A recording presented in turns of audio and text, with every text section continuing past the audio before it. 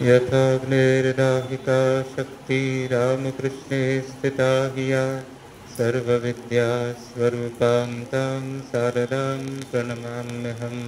कृपां कुरु महादेवी सुतेषु प्रणतेषु च शरणाश्रयदानेन कृपामयी नमोऽस्तुते। प्रणतानां प्रसीदत्वं देवी विश्वार्तिहारिणी त्रैलोक्यवासिनामेड्ये लोकानां वरदा भव।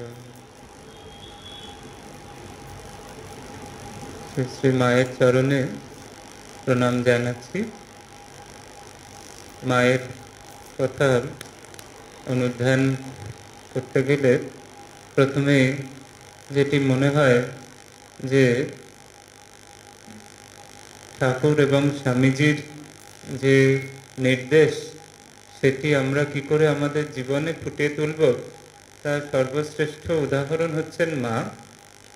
আমাদের শাস্ত্রেও বলা হয়েছে যে নাস্তি মাতৃ সম গুরু, মায়ের মতো গুরু আর কেউ হয় না। সন্তানকে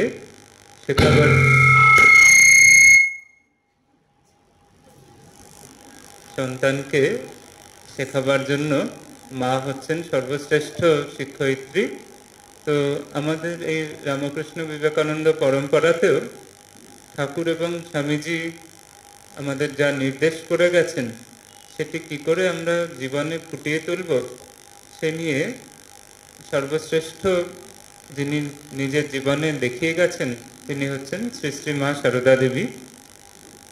কি করে আমাদের দৈনন্দিন জীবনে আধ্যাত্মিকতা পালন করা যেতে পারবে, কিভাবে দৈনন্দিন জীবনে ঈশ্বরকে ধরে ঈশ্বরকে পাওয়া যাবে, তার সর্বশ্রেষ্ঠ উদাহরণ হচ্ছেন মা। মায়ের জীবন যদি আমরা দেখি, মা আমাদের আর পাঁচজনের মতোই নানা রকম দৈনন্দিন কাজ করছেন, আর পাঁচজনের মতোই খুব সহজ সরল জীবন যাপন করছেন। অবশ্য সেই সাধারণের মধ্যে একটি বহু অসাধারণ গুণাবলী তার মধ্যে ফুটে উঠছে, কিন্তু তার প্রেক্ষাপটটি কিন্তু আমাদের মতোই দৈনন্দিন জীবনের একটি প্রেক্ষাপট। সেখানে মা কোনো গ্রন্থ রচনা করছেন না, কোনো বক্তৃতা দিচ্ছেন না, কোনো বিভিন্ন জায়গায় গিয়ে যে সরাসরি একটি জনসভা করছেন বা এরকম মনে হয়, কিন্তু তিনি তার সেই সুন্দর সহজ সরল জীবনে দিয়ে তিনি একেবারে আমাদের সকলকে একটি অসাধারণ পথ দেখাচ্ছেন। একবার শান্তানন্দজি মহারাজকে জিজ্ঞেস করা হয়েছিল যে আমাদের বাড়িতে তো আমরা মা, কাকিমা, জেঠিমা কতজনকে দেখি, তো মায়ের জীবনে কি ওইরকমই ছিল, না মায়ের জীবনে বিশেষত্ব কি ছিল? বলছে এরকম স্নেহ বা শান্তি, কোমলতা, এইসব গুণাবলী তো সব মায়েদের মধ্যেই প্রায় দেখা যায়, তাহলে মায়ের অনন্যতা কোথায়? তখন শান্তানন্দজি মহারাজ বলেছিলেন যে তুমি এমন কাউকে দেখেছো যার কোনো বাসনা নেই? শ্রী শ্রী মায়ের কোনো বাসনা ছিল না। তো সেই জন্য সেই নির্বাসনার একেবারে চরমতম উদাহরণ হিসেবে শ্রী শ্রী মা রয়েছেন। একেবারে সমাজের, সংসারের সব কিছুর মধ্যে রয়েছেন, কিন্তু যেহেতু তার কোনো বাসনা নেই, ফিরে পাওয়ার কোনো প্রত্যাশা নেই, সেই জন্য সমাজের, সংসারের বহু ঘাত প্রতিঘাত, বহু কঠিন পরিস্থিতি তিনি অবলীলায় হজম করেছেন। আবার বহু সম্মান, বহু পূজা, বহু স্তুতি, সেগুলো তিনি অবলীলায় হজম করেছেন।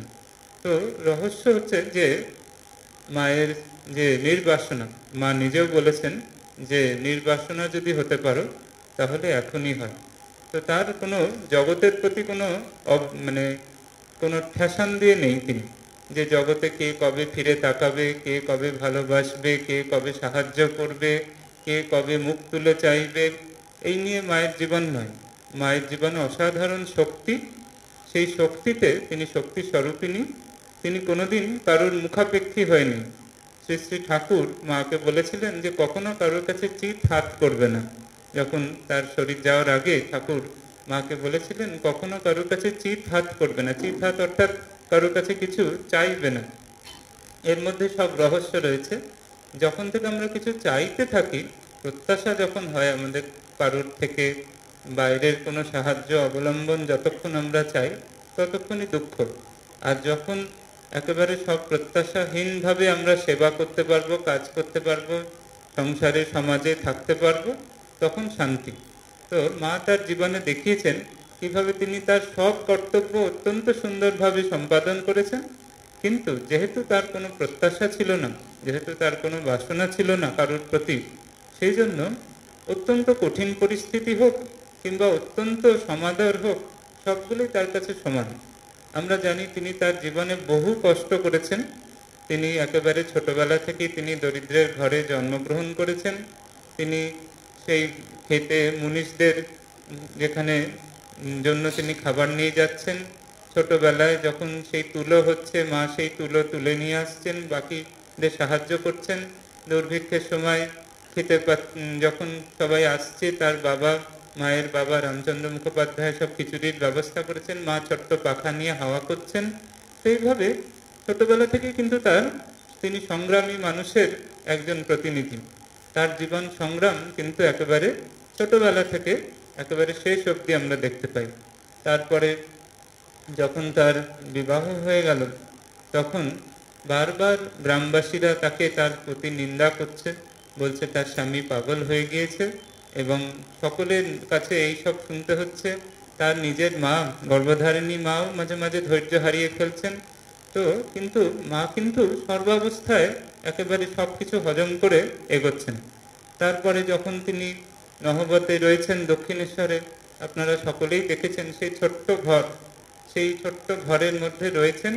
সেখানেই সেটি তার ঠাকুর ঘর, রান্নাঘর, সেটি তার অতিথি নিবাস, যেখানে অন্য মহিলা ভক্তরা এসে থাকে।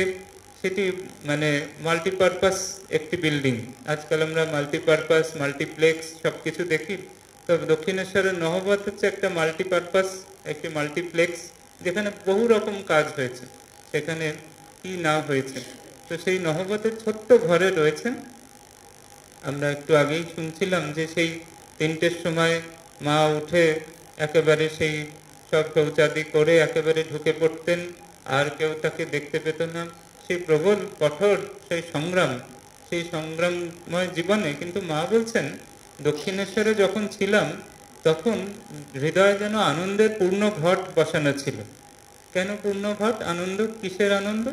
না, তিনি ঠাকুরের সেবা করছেন, ঠাকুরের কাছে রয়েছেন, এই আনন্দ। এবং নিজের ভিতরেই সেই আর কোনো বাসনা নেই, আর কোনো প্রত্যাশা নেই। তিনি চাইছেন না যে তাকে একটা খুব ভালো ঘরে থাকতে দেওয়া হোক, তাকে আরাম দেওয়া হোক, তিনি কিছুই চাইছেন না, তার বাসনা নেই। সেই জন্য তিনি ওই ছোট্ট ঘরেও আনন্দে থাকতে পারছেন। তারপরে আমরা দেখি যে সেই সময় হৃদয়ে একবার মা এবং শ্যামাসুন্দরী দেবী অনেক দূর থেকে গিয়েছেন দক্ষিণেশ্বরে। তখন হৃদয়ে অনেক কথা শুনিয়ে তাদেরকে একেবারে রীতিমতো দক্ষিণেশ্বর থেকে তাড়িয়ে দেওয়ার মতোই করলেন। মারও কোনো ক্ষোভ নেই। তিনি বলছেন যে মা কালী যদি আবার নিয়ে আসেন তাহলে আবার আসা হবে বলে তখনই জয়রামবাটি ফিরে আসলেন শ্যামাসুন্দরী দেবীর সাথে। আবার ভবিষ্যতেও দেখি যখন শ্রী শ্রী ঠাকুরের শরীর চলে গেল, তখন সে একেবারে কঠোর পরিশ্রম, সেখানে সেই কামারপুকুরের বাড়িতে রয়েছেন। ঠাকুর বলেছিলেন শাক বুনবে, হরিনাম করবে, আর কারোর কাছে চিত হাত করবে না। সেখানে যখন রয়েছেন সেখানেও খুব কষ্ট করে রয়েছেন। আত্মীয়রা সেই শাক মা তৈরি করতেন, কেউ কেউ সেই শাক মারিয়ে চলে যেত। তারপরে হরিশ উৎপাত করছে, নানা রকমের সমস্যা।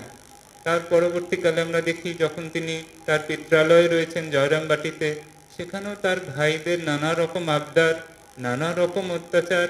তারা কেউ কেউ টাকা চাইছে, কেউ জমি চাইছে, কেউ ঘর চাইছে, নানা রকমের তাদের ডিম্যান্ড। আরও পরে আমরা দেখি যে যখন ভক্তেরা এসেছে মায়ের কাছে, তাদেরও নানা এক একজনের এক এক রকম আবদার। মা অনেক কষ্ট করে অনেক রকম জিনিস জোগাড় করে তাদের রান্না করে খাওয়াতেন, কিন্তু তা সত্ত্বেও কেউ কেউ খাবার ভালো হয়নি, রান্না ভালো হয়নি বলে অভিযোগ করছেন। এরকম মা বলছেন, ঠিক আছে, কলকাতায় যখন যাব তোমায় আবার ভালো করে দেবো, এখানে গ্রাম দেশ সব কিছু তো হয় না। তো এরকমভাবে বলছেন। তো কত রকম, কেউ কেউ তার পা ধরে একেবারে টানছে প্রণামের সময়, কেউ মাথা ঠুকছে পায়ে যাতে মায়ের মনে থাকে যে কে প্রণাম করছে, সেই ব্যথা দিয়ে যাতে মনে থাকে অনেক দিন, যে এই ভক্ত এসেছিল, এই পায়ে মাথা ঠুকেছে, যে তাতে ব্যথা হয়েছে, যাতে সেই ভক্তকে অনেকদিন মনে থাকে, সেই জন্য এরকমভাবে প্রণাম করছে। সেইভাবে দেখছি ছোটবেলা থেকে মায়ের জীবনে অনন্ত সংগ্রাম এবং অনন্ত জ্বালা যন্ত্রণা কষ্টের মধ্যে রয়েছেন, কিন্তু যেহেতু তার নির্বাসনায় তিনি প্রতিষ্ঠিত, তাই তার কিছুই তার মনে রেখাপাত করছে না। ঠিক একইভাবে যেরকম একদিকে বহু রকমের উৎপাত, বহু রকমের সংগ্রাম, আবার অন্যদিকে তেমনি তিনি তার জীবদ্দশায় সাক্ষাৎ যুগাবতার ভগবান শ্রীরামকৃষ্ণের দ্বারা পূজিত হয়েছেন।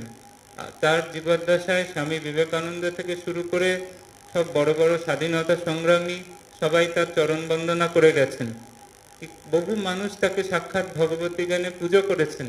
তারই শরীর থাকতেই তার নামে আশ্রম হয়েছে, শ্রী শ্রী শারদেশ্বরী আশ্রম হয়েছে, গৌরীমা প্রতিষ্ঠা করেছেন, যেখানে তিনি কেন্দ্রীয় চরিত্র।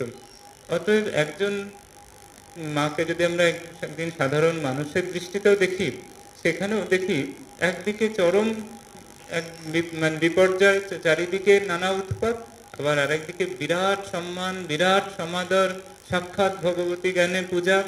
তা একজন মানুষের জীবনে যত রকম সম্ভব সর্বশ্রেষ্ঠ সম্মান, আবার সব থেকে বেশি যাতনা, সব তিনি তার নিজের জীবনে বরণ করে নিয়েছেন, কিন্তু সবকিছুর মধ্যেই তিনি শান্ত একেবারে। একজন বিখ্যাত সাহিত্যিক তিনি বলছেন, সুখে অবিচল, দুঃখে অবিচল মায়ের সম্পর্কে। এটি মায়ের আমাদের কাছে একটি শিক্ষা। আমাদের প্রত্যেকের জীবনে এরকম নানা রকম সংগ্রাম, নানা রকম সমাদর, নানা রকম প্রশংসা নিন্দা, নানা রকম সহায়তা বিরোধিতা এসব আসতে পারে, কিন্তু মা একেবারে সেই যেহেতু নির্বাসনা যে বাণী তিনি দিয়ে গেছেন, যে কারোর কাছে কিছু চাইবে না, সেই যে কিছু যদি চাওয়াটা যদি আমরা কমাতে পারি বা দূর করতে পারি, তাহলে ওই শান্তি আমাদের লাভ হবে। তো মায়ের জীবনে এইটি একটি অসাধারণ, একটি প্র্যাকটিক্যাল একটি বাণী, যে কি করে সুখে দুঃখে বিরোধিতায় পূজায় সর্বত্র সমানভাবে কি করে থাকা যায়। স্থিতধীর যে লক্ষণ গীতায় রয়েছে, সে মায়ের জীবনে আমরা দেখতে পাই।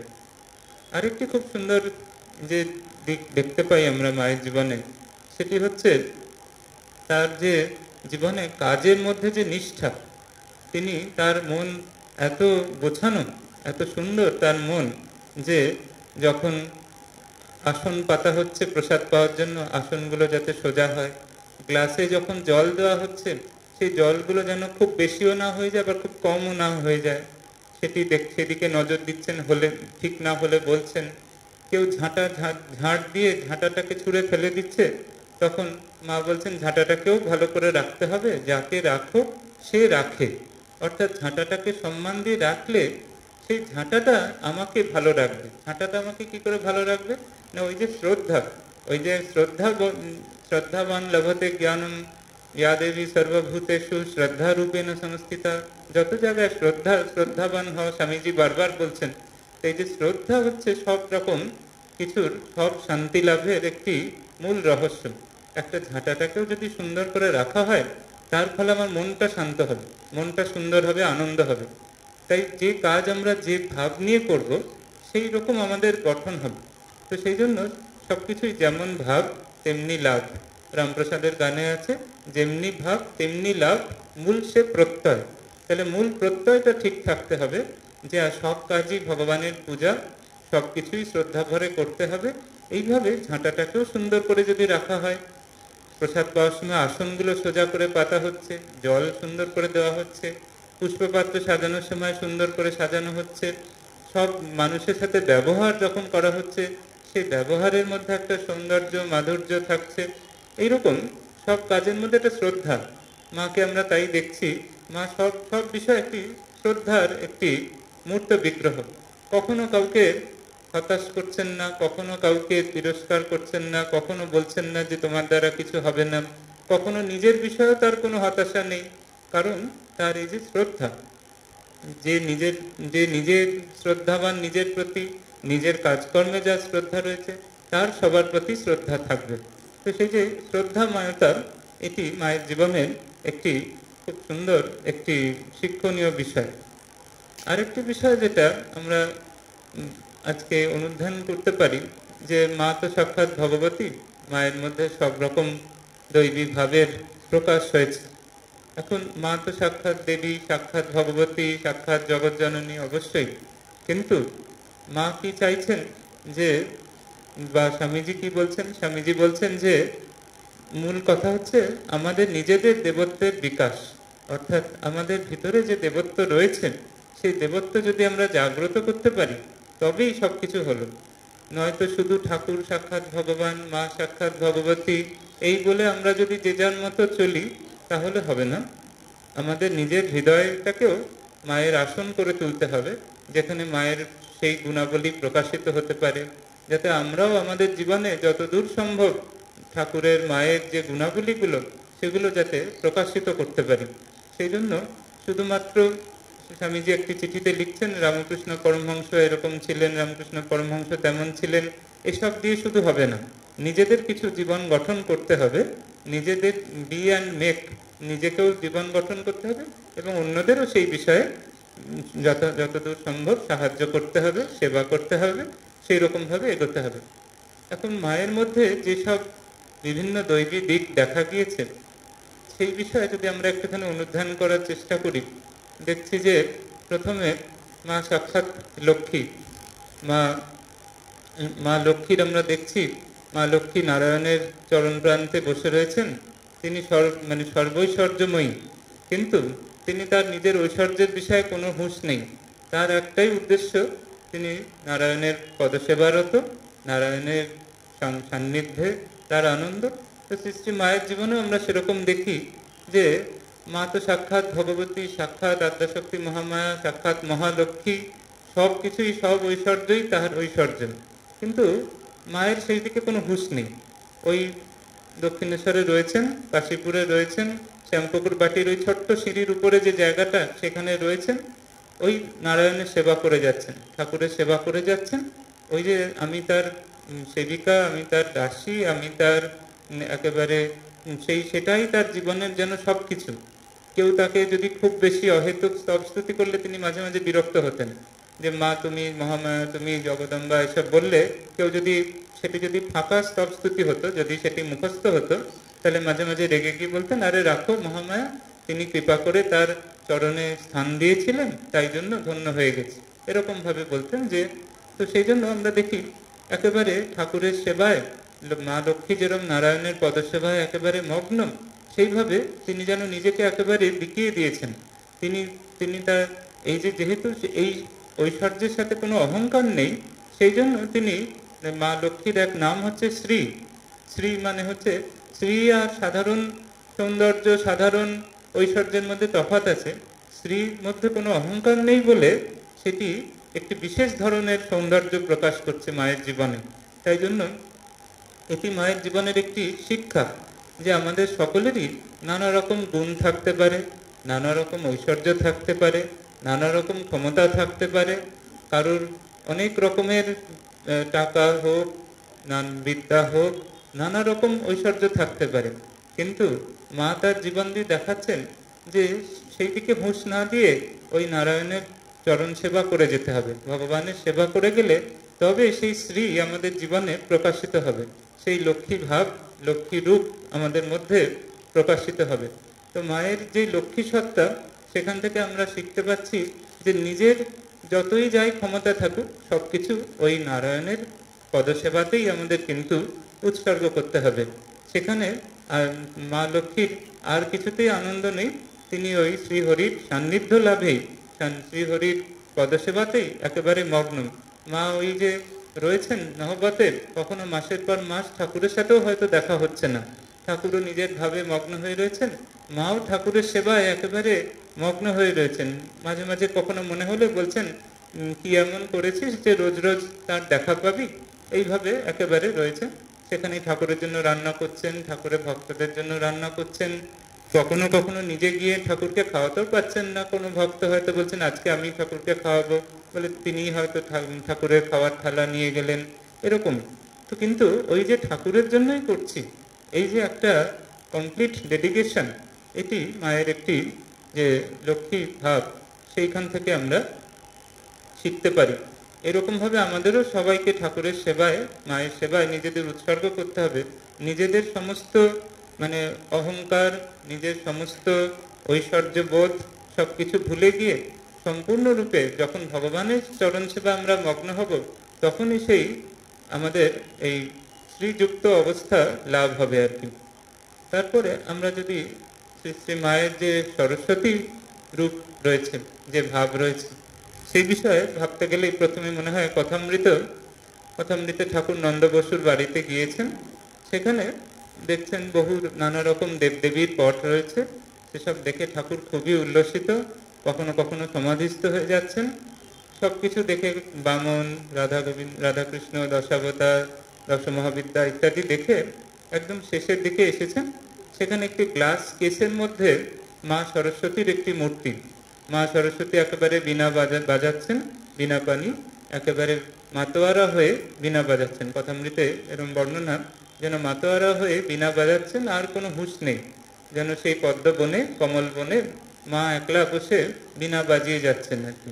এবং সেই নিজের সেই বীণার ধ্বনির আনন্দেই যেন একদম বেহুশ, একেবারে আর কোনো দিকে যেন হুঁশ নেই। তো এই যে একটি সত্তা, সেখানে সেটি আমরা সৃষ্টি মায়ের মধ্যেও দেখি। ওই নহবতে একলা রয়েছেন, কেউ খোঁজও নেয় না হয়তো, তার সুবিধা অসুবিধার কথাও কেউ জানে না, নীরবে নিশ্চুপ হয়ে রয়েছেন, কিন্তু এক পরম আনন্দে রয়েছেন। দিন রাত জপ করে যাচ্ছেন, আর সেই লক্ষ লক্ষ জপের যে বীণার ধ্বনি, সেই মন্ত্রের যে নাদর ধ্বনি, সেই বীণার ধ্বনিতে একেবারে নিজের আনন্দে, স্বরূপের আনন্দে একেবারে মগ্ন হয়ে রয়েছেন। মা বলছেন যে মানে তখন আর কোনো হুঁশ থাকতো না। আজকে শ্রী মায়ের কথাও যেখানে পড়া হচ্ছিল, সে চাঁদের আলো, যোগীন মহারাজ যাচ্ছেন, হুঁশ নেই, মা একদম বেহুশ হয়ে জপ ধ্যানে একদম মগ্ন হয়ে রয়েছেন, সেইভাবে একেবারে তন্ময় হয়ে রয়েছেন। তো বলছেন কখনো কখনো তখন কে যেন বাঁশি বাজাতো, এরকম শুনতে পেতাম। বলছেন এই বংশীর ধ্বনি শুনছেন, বংশীর ধ্বনি এসব বিশেষ আধ্যাত্মিক লক্ষণ। যখন মনের খুব ঊর্ধ্ব গতি হয়, অবস্থা হয়, তখন বংশীর ধ্বনি, শঙ্খধ্বনি, নাদধ্বনি, নূপুর ধ্বনি, এসব নানা রকম জিনিস শুনতে পাওয়া যায়। তো সেই ভগবানের যেন বাঁশি বাজাচ্ছে রাত্রিবেলায়, এরকম শুনতে পেতেন আর কি।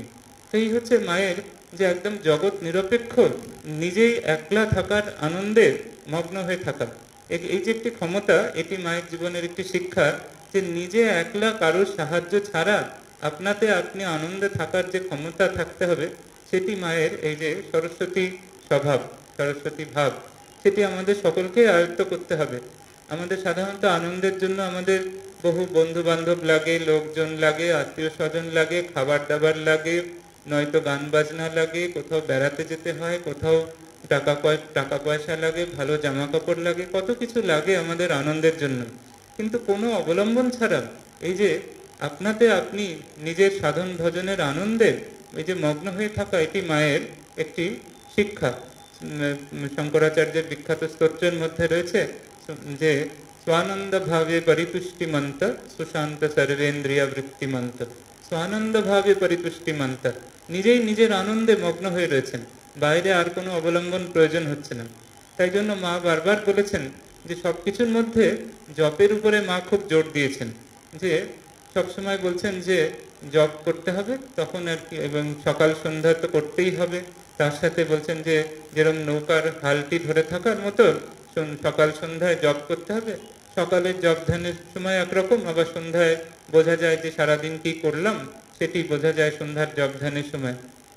তাই জন্য মা বলছেন কখনো কখনো কেউ খুব উতলা হলে তখন বলছেন করুক না 15-20 হাজার জপ করুক, যদি না হয় তখন আমায় বলুক, যেন একটি চ্যালেঞ্জ দিচ্ছেন। ভগিনী নিবেদিতা তিনিও বলছেন যে এই যে পবিত্রতার ভাব, এটি একটি ইমোশনাল সলিটিউড বলছেন, মানে আবেগের ক্ষেত্রে একটি নির্জনতা। এই যে মা সরস্বতীর যে ভাব সৃষ্টি মায়ের মধ্যে যেটি দেখা যাচ্ছে, এই যে আবেগের দিকে তার কোনো নির্ভরতা নেই কারোর উপরে, তিনি একেবারে আপনার আনন্দে মগ্ন হয়ে রয়েছেন। তাই যদি কারোর খুব জপ ধ্যান করার অভ্যাস থাকে, তাহলে আর কোনো অবলম্বনই দরকার হবে না, কোনো ইমোশনাল সাপোর্টই দরকার হবে না। সেই জন্য মা সরস্বতীর একেবারে সর্বশুক্লা বেশ, একেবারে শুভ্র বেশ, সেখানে অন্য কোনো রঙের প্রয়োজনীয়তা নেই। একেবারে সব সব রঙের অবলম্বন ত্যাগ করে তিনি একেবারে পুরো নিজের আনন্দে নিজে মগ্ন হয়ে রয়েছেন। তো সেটিও মায়ের জীবনের একটি বাণী যে কি করে একলা আনন্দে থাকা যাবে, একলা নিজেই নিজে ভালো থাকা যাবে কোনো রকম অবলম্বন ছাড়া। তারপরে যদি আমরা দেখি মায়ের যে কালী রূপ, এই মা কালীর যে রূপ, সেখানে একেবারে আমরা দেখি সে এক প্রবল শক্তি, সেই শক্তি একেবারে সব উথাল পাথাল করে দেওয়ার শক্তি, সব পুরো একদম সব সব রকম সর্বসংহার, সেখানে আর কিছুই বাকি নেই। তিনি যেন এক মহাপ্রলয়ঙ্করী নৃত্যে সব একদম শেষ করে দিয়ে এক অদ্ভুত উল্লাসে মত্ত হয়ে তিনি একেবারে নেচে চলেছেন তার প্রলয়ঙ্করী নৃত্যতে। তো মায়ের মধ্যে এই যে সত্তা, যেখানে ভগবতীর মধ্যে সৃষ্টিরও আনন্দ রয়েছে, সংহারেও আনন্দ, তার কাছে সবটাই ছেলে খেলা, তার কাছে ভাঙা গড়া সবই ছেলে খেলা। শারদানন্দজি মহারাজকে পরবর্তীকালে কেউ জিজ্ঞাসা করেছিল যে মায়ের সম্পর্কে, তখন তিনি ওই রঙ্গ দেখে রঙ্গময়ীর অবাক হয়েছি, হাসিব কি কাঁদিব ভেবে না পেয়েছি, ভাঙা গড়া দুই বেলা, সেই সব বলছেন আর কি, যে যেন ঠিক যেন এক ছেলে খেলা। তো সেখানে মহামায়ার কাছে এরকম এক তার সৃষ্টি সংহার থাকা না থাকা কিছুতেই কিছু এসে যায় না, এরকম একটি শক্তি। তো সৃষ্টি মায়ের মধ্যে আমরা এইরকম শক্তি দেখতে পাই যে সাধারণত তিনি খুব কোমল স্বভাবা, খুবই নরম প্রকৃতি এবং দয়াময়ী করুণাময়ী, সে তো অবশ্যই, কিন্তু তার কিন্তু এক অদ্ভুত প্রবল শক্তি রয়েছে, যেখানে সারা বিশ্ব ব্রহ্মাণ্ড যদি ধ্বংস হয়ে যায় তাতেও তার কিছু আসে যায় না। এরকম ক্ষমতা কিন্তু শুধু যে মায়ের থাকবে তা নয়, আমাদের প্রত্যেকেরই কিছু না কিছু সেই শক্তি অর্জন করতেই হবে, কারণ একদিন না একদিন এই ক্ষণভঙ্গুর বিশ্ব ব্রহ্মাণ্ডের মায়া সবাইকেই ত্যাগ করতে হবে। সেই মৃত্যুকালে সেই বীর বিক্রমে আমাদের মৃত্যু বরণ করার জন্য ক্ষমতা থাকতেই হবে। যে কোনো আধ্যাত্মিক মানুষ তার এটি লক্ষণ যে সে হাসতে হাসতে মরতে পারে, তার মৃত্যু ভয় নেই এবং সে মৃত্যুর জন্য সবসময় প্রস্তুত। এরকম এইটি হচ্ছে কালী রূপের একটি মূল একটি রহস্য বা তথ্য। স্বামীজিও বলছেন যে সাহসে যে দুঃখ দৈন্য চায়, মৃত্যুরে যে বাঁধে বাহু পাশে, কাল নৃত্য করে উপভোগ, মাতৃরূপা তারই কাছে আসে। মায়ের জীবনে আমরা এরকম বেশ কয়েকটি উদাহরণ দেখতে পাই।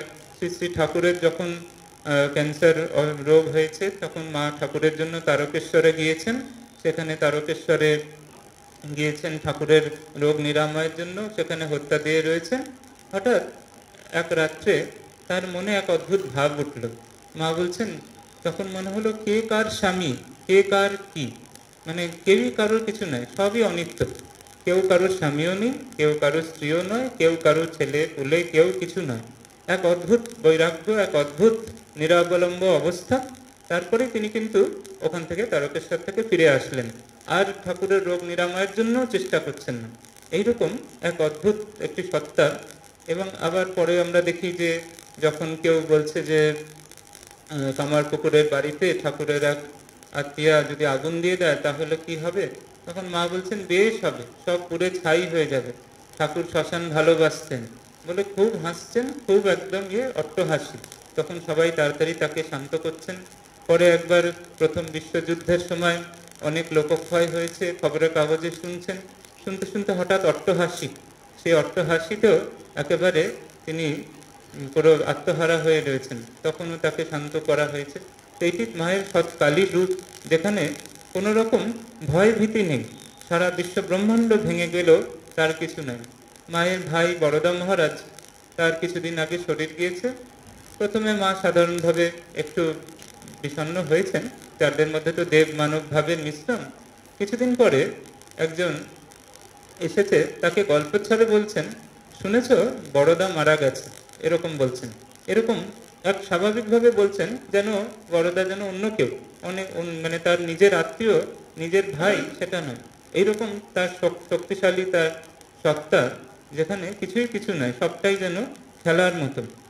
আবার আমরা দেখি যে এইসব গুণাবলীগুলো আমাদের মায়ের কাছ থেকে নিতে হবে।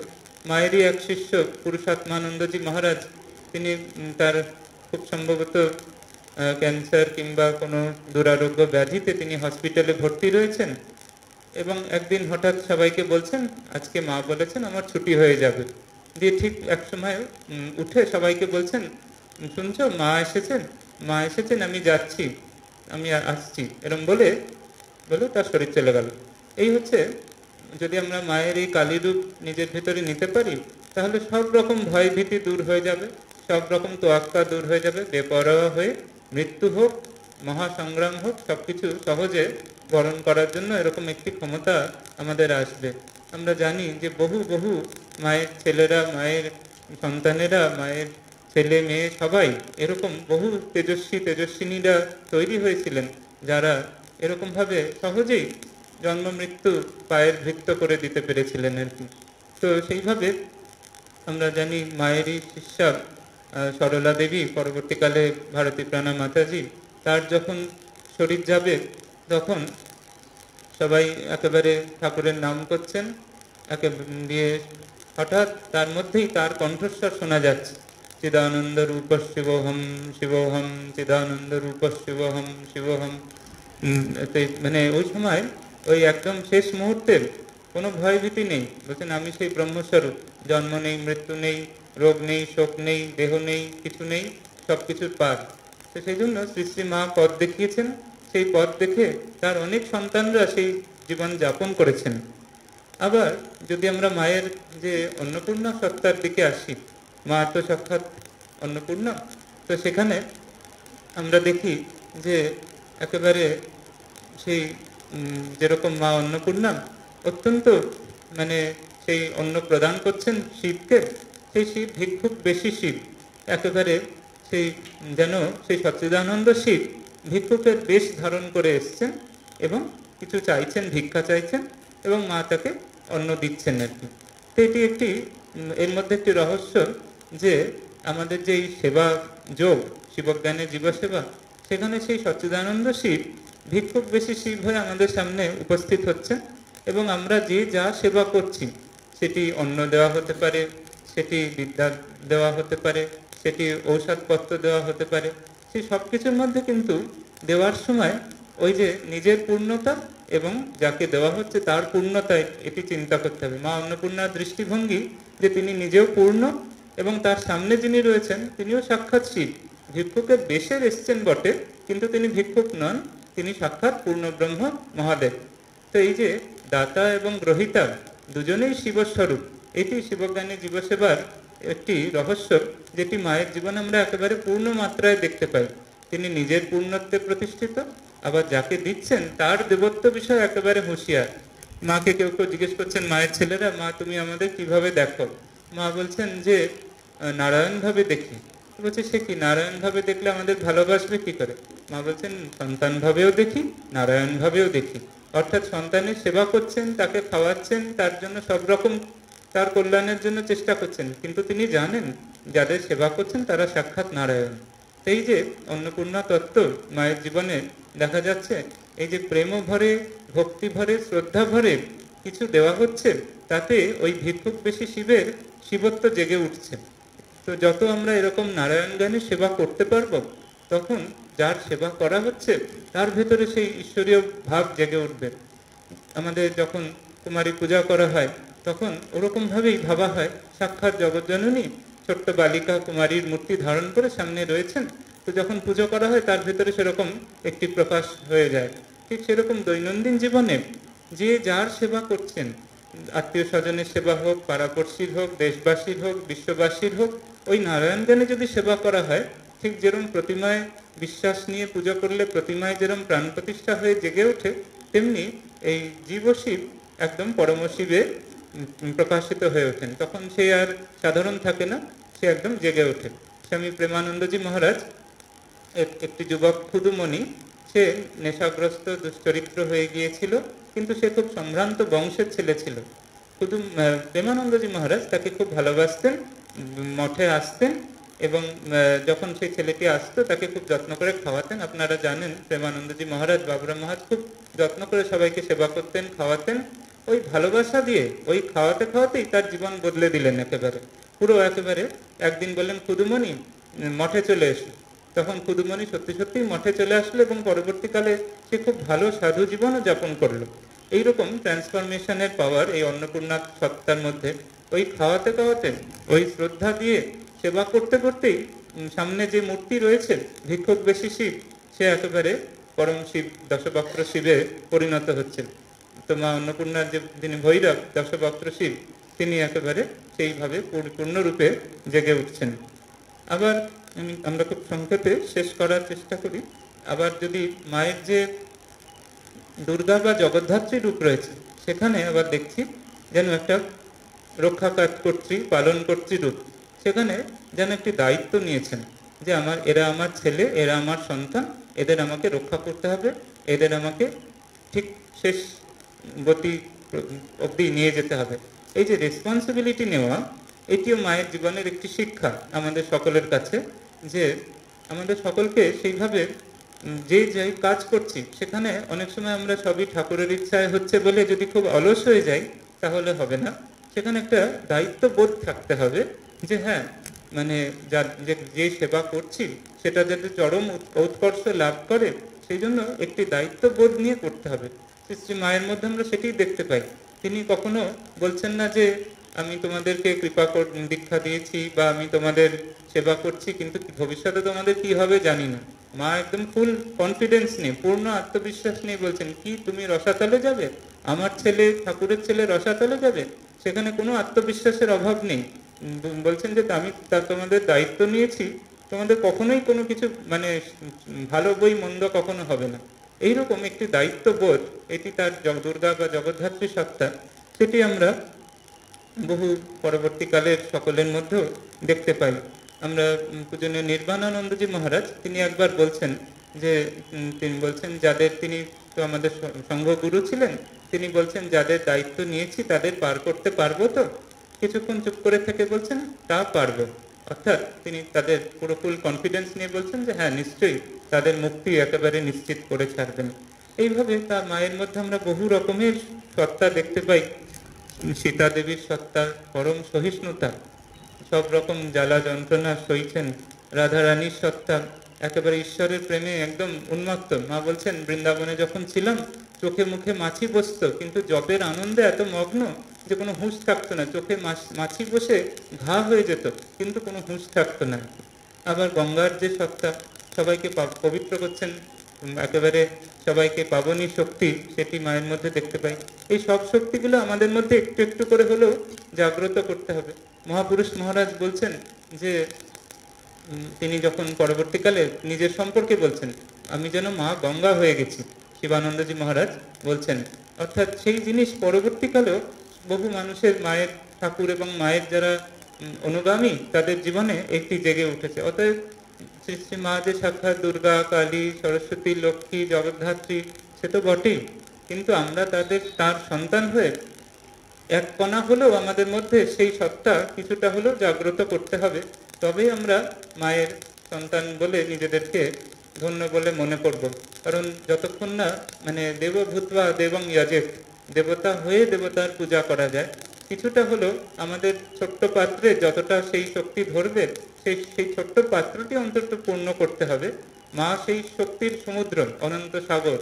আমরা সেই শক্তি অন্তত নিজেদের ছোট ছোট যে গ্লাস বা ছোট পাত্র রয়েছে, সেটি অন্তত পূর্ণ করতে হবে, সেইভাবে দেখতে হবে। শ্রী শ্রী চণ্ডীতেও তাই বলছেন যে ত্বমাশ্রিতা নাম ন বিপন্নারা নাম ত্বমাশ্রিতা ইহাশ্রয়তাং প্রয়ান্তি। দেবতারা মহামায়া স্তব করছে, বলছেন মা তোমার যারা আশ্রিত তাদের কখনো বিপদ আপদ হয় না, তাদের কোনো কিছু খারাপ কিছু হয় না। ত্বমাশ্রিতা ইহাশ্রয়তাং প্রয়ান্তি, উল্টে তারাই আবার বহু মানুষের আশ্রয়স্থল হয়ে ওঠে। বলছেন যে মায়ের যারা আশ্রিত, মায়ের যারা কৃপা পেয়েছি, এখানে আমরা যারা রয়েছি সকলেই আমরা মায়ের কৃপা প্রাপ্ত। এই সঙ্গে যারাই কৃপা পেয়েছেন তারা সবাই ঠাকুর, মা, স্বামীজি সকলে কৃপা পেয়েছেন। তো মায়ের কৃপা যারা পেয়েছেন, কালে আপনারাও আপনাদের বিভিন্ন রকম গণ্ডিতে অনেক মানুষের আশ্রয়স্থল হয়ে উঠবেন, অনেক মানুষের ধর্ষাস্থল হয়ে উঠবেন এবং বহু মানুষের শান্তি স্থল হয়ে উঠবেন। একজন খ্রিস্টান সাধক সেন্ট ফ্রান্সিস অফ অ্যাসিসি, তিনি খুব সুন্দর একটি গানে বলছেন যে make me a channel of your peace, where there is hatred let me bring your love, where there is darkness let me bring your light. বলছেন ভগবানের কাছে প্রার্থনা করা হচ্ছে যে হে ভগবান, আমায় তোমার শান্তির একটি প্রণালী করে দাও, যেখানে যেখানে অন্ধকার আছে সেখানে যেন তোমার আলো নিয়ে আসতে পারি, যেখানে যেখানে বিদ্বেষ আছে সেখানে যেন তোমার ভালোবাসা পৌঁছে দিতে পারি। তারই ভালোবাসা, তারই আলো আমাদের শুধু যন্ত্র হয়ে প্রণালী হতে হবে, যাতে সব জায়গায় নিজেদের ঘর বাড়ি সংসার পাড়া প্রতিবেশী দেশ বিশ্ব সব জায়গায় যাতে আমরা সেটি করতে পারি। ভক্তের সেটি কাজ। ভক্ত ভগবানের ভাবে বিভোর হয়ে গিয়ে ভগবানের হাতের যন্ত্র হয়ে ওঠে এবং বহু মানুষের শান্তি এবং আশ্রয়স্থল হয়ে ওঠে। সেইভাবে আমরা শ্রী শ্রী মায়ের বহু দিক রয়েছে, আজকে কয়েকটি তার দৈবী সত্তার কথা অনুধান করার চেষ্টা করলাম, যাতে মায়ের কথা ভাবতে ভাবতে যাতে আমাদের এক শ্রদ্ধেয়া এক সিদ্ধ সাধিকা তিনি বলতেন যে আমাদের হৃদয়টা যেন ভানু পিসির দাওয়া হয়ে উঠতে পারে।